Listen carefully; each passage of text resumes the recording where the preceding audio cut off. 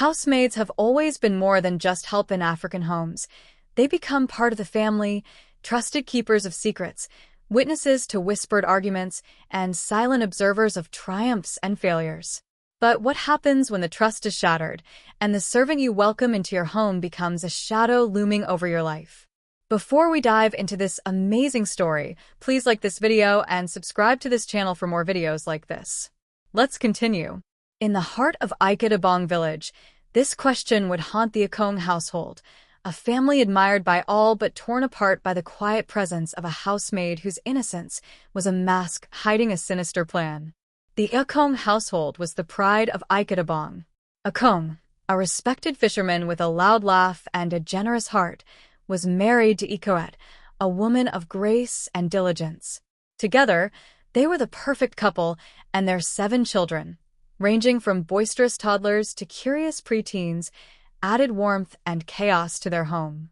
Ikot ran the house like a ship captain, ensuring everything was in order. From early morning chores to evening prayers, every aspect of their lives flowed seamlessly under her care.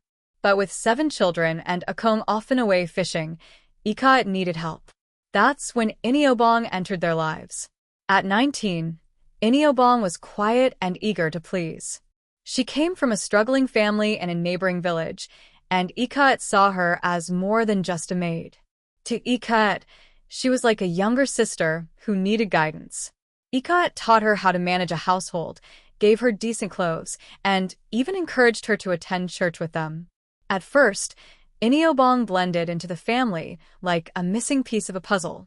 She was efficient, polite, and always wore a shy smile. But as the weeks turned into months, Ikot began to notice small things that made her uneasy. Akong had always been a jovial man, but his demeanor changed whenever Iniobong was around. He laughed too loudly at her jokes, lingered too long in the kitchen where she worked, and his compliments toward her became increasingly frequent. At first, Ikot dismissed it as harmless banter, but the whispers of doubt grew louder in her mind. Ikot's unease turned into suspicion when she overheard hushed conversations and muffled laughter late at night. One evening, as she approached the kitchen, she saw Akong leaning too close to Iniobong, his hand brushing against hers. Ikot froze, her chest tightening with a mixture of shock and betrayal. The confrontation that followed was inevitable. Akong. Ikot's voice trembled as they argued in their bedroom that night. "What are you doing with that girl? Have you no respect for our marriage?" Akong's response was sharp and dismissive. "You're imagining things, Ikot. Must you create drama out of nothing? She's just a maid." But Ikot knew what she had seen. Her heart ached with the weight of betrayal, but she resolved to protect her family.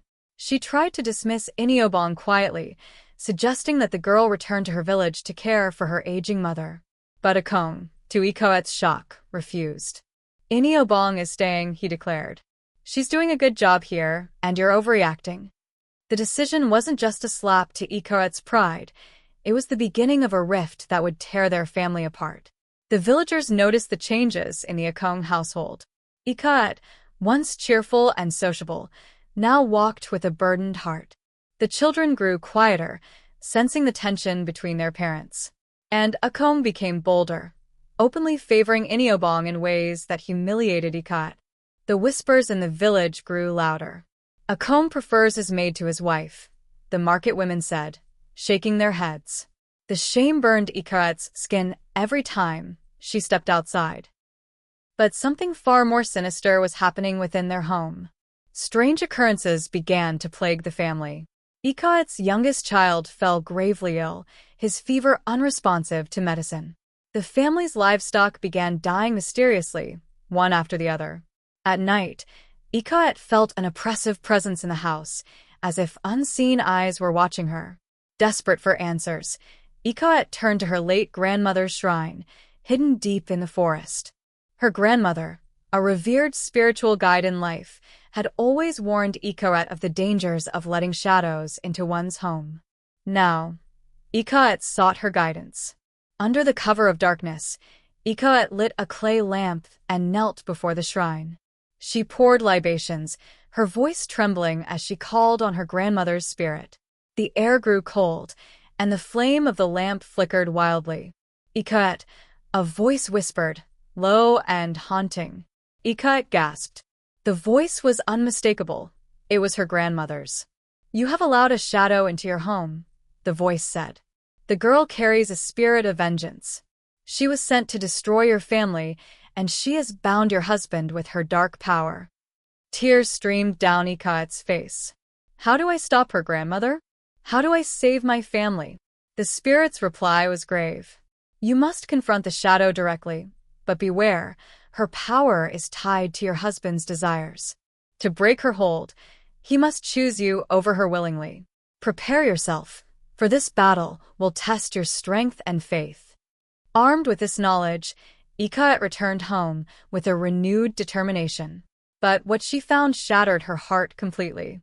Late one night, she caught Akong and Iniobong in a compromising position in the bedroom they had once shared as husband and wife. "Akong," Ikat's voice thundered as she stormed into the room. "Have you no shame? Is this how you repay my loyalty and love?" Akong glared at her, his face a mixture of guilt and defiance. "Ikat, you've done nothing but nag and accuse me. Iniobong understands me in ways you never could." Ikat turned to Iniobong, who stood unbothered, a sly smile playing on her lips. "You think you've won?" Ikat said, her voice shaking with rage. "You don't know the strength of a woman who has been scorned." But Iniobong's smile only widened. Her eyes glowed faintly red, and her voice echoed unnaturally. "You're too late, Ikat. Your husband is mine, and soon, so will be this family." Ikat knew she had to act quickly. She gathered her children and fled to the shrine, leaving Akong and Iniobong behind. There, she performed a final ritual, invoking the power of her ancestors. The spirits revealed that Iniobong was a vessel for a vengeful spirit sent to destroy the Akong family as retribution for a sin committed by Akong's forefathers. The only way to break the curse was to sever the bond between Akong and Iniobong. Ikoet returned home with a sacred charm, her heart pounding with determination. Inside, she found Iniobong in her true form, a monstrous figure with glowing eyes and sharp claws, standing over Akong's lifeless body. "You will not take him," Ikoet shouted, holding up the charm. The room filled with light as the ancestors' power surged through her. Iniobong screamed, her form disintegrating into smoke. Akong gasped as the curse lifted, his eyes clearing. He looked at Ikoet, his face filled with regret. "What have I done?" he whispered. "You nearly destroyed us," Ikoet replied, her voice heavy with pain. "But now, you must live with the consequences." The Akong family slowly rebuilt their lives, but the scars of betrayal remained.